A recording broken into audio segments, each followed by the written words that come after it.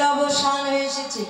সহচরগণকে ডেকে বললেন, সহচরগণ, আমরা তো সকালবেলা মায়ের কোল থেকে উঠে এসেছি, আবার তো সন্ধ্যাবেলা আমাদের মায়ের কোলে ফিরে যেতে হবে।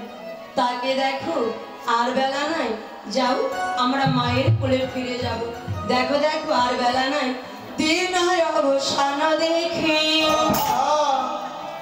ওরে গৃহেতে ছড়িয়া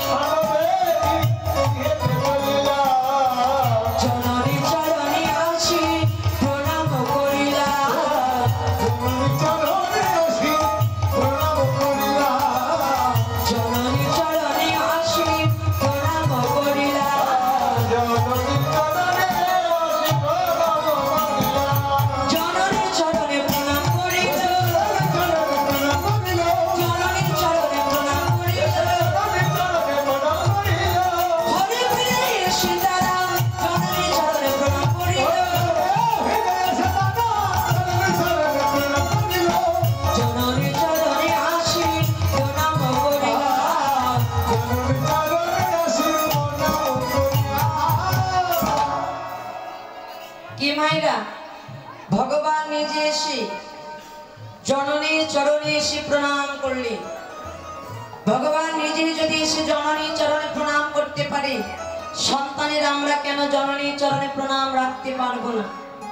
কি এই জগতের বুকে আমরা সন্তানেরা মায়ের চরণে প্রণাম করতে লজ্জা পাই। জননী মানে মা। এই জগতের বুকে সন্তানেরা আমরা মায়ের চরণে প্রণাম রাখতে বড় লজ্জা পাই। কিন্তু ভগবান সে ঘরে ফিরে সে মায়ের চরণে প্রণাম করলেন, কিন্তু আমরা লজ্জা করি। দেখবেন বাবারা, পথ চলতে চলতে যদি আমরা মাটির একটা প্রতিমা দেখি পথ মাঝে, আমরা কি করি? ওই মাটির প্রতিমার সামনে গিয়ে আমরা সাষ্টাঙ্গে প্রণাম। ওই মাটির প্রতিমা আশীর্বাদ করে কিনা তা আমার জানা নেই।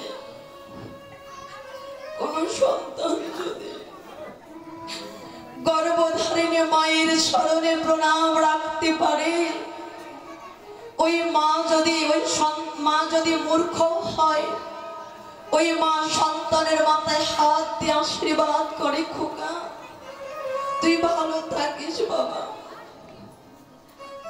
বাবা তুই ভালো থাকিস, তুই সুখী থাকিস, তুই মঙ্গলে থাকিস।